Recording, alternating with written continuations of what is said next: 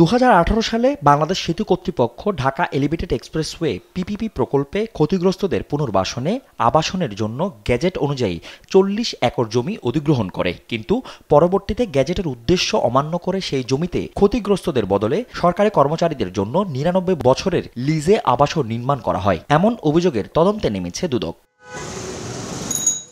সংস্থাটি বলছে, আইন বহির্ভূত প্রকল্পটি গ্রহণের মাধ্যমে ব্যক্তিগতভাবে লাভবান হয়েছেন সংশ্লিষ্টরা। এই ঘটনায় সাবেক সেতুমন্ত্রী ওবায়দুল কাদের ও সাবেক সচিব খন্দকার আনোয়ারুল ইসলাম, আহমেদ কাউসার সহ 14 জনের বিরুদ্ধে মামলা করেছে দুদক।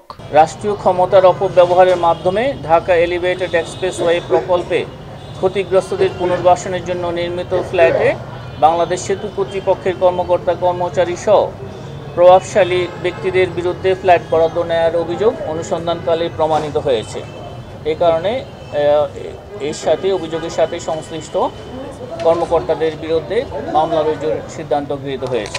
এদিন ঢাকা 17 আসনে সাবেক এমপি ইলিয়াস মোল্লা দম্পতির বিরুদ্ধে মামলা করেছে দুদক, যেখানে তাদের বিরুদ্ধে 16 কোটি টাকার অবৈধ সম্পদ ও 181 কোটি টাকার বেশি সন্দেহজনক লেনদেনের অভিযোগ আনা হয়েছে। 14 কোটি টাকারও বেশি মূল্যের সম্পত্তির মালিকানা 40টি ব্যাংক ও আর্থিক প্রতিষ্ঠানের হিসাবে জ্ঞাত আয়ের উৎসের সাথে অসঙ্গতিপূর্ণ 173 কোটি টাকারও বেশি অস্বাভাবিক লেনদেনের মাধ্যমে অপরাধলব্ধ অবৈধ অর্থ জ্ঞাতসারে হস্তান্তর, স্থানান্তর, রূপান্তর করার অপরাধ অনুসন্ধানকালে প্রমাণিত হয়েছে।